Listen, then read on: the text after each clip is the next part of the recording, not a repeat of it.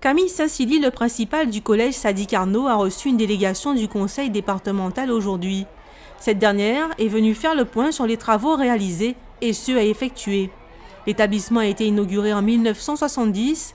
Ses fondations sont solides, mais il nécessite des travaux d'entretien. Comme travaux, nous avons pu revoir par exemple le dallage qui était à faire, les descentes, l'étanchéité, quelques problèmes d'infiltration que nous avons, des problèmes aussi d'aménagement de notre salle de restauration, d'autres petits travaux concernant une salle d'art plastique et des classes spécialisées, une classe CHAM, ainsi que des bâtiments administratifs qui doivent avoir les fenêtres qui doivent être refaites, ainsi que les bâtis. Donc en gros, les salles de cours elles-mêmes sont en l'état. Il nous reste simplement petit à petit à aménager, à améliorer en fonction aussi des évolutions pédagogiques que nous devons aussi, dont nous devons tenir compte. Voilà. 15 collèges ont déjà été visités de cette manière sur les 42 que compte la Guadeloupe.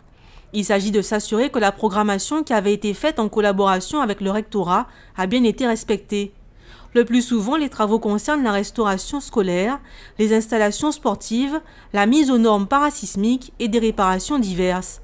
Les travaux en sont à leur première phase. On a mis en place un premier plan sur 44 millions d'euros. Le fonds baronnier nous aide à concurrence à peu près 17 millions d'euros, c'est-à-dire 40% à peu près.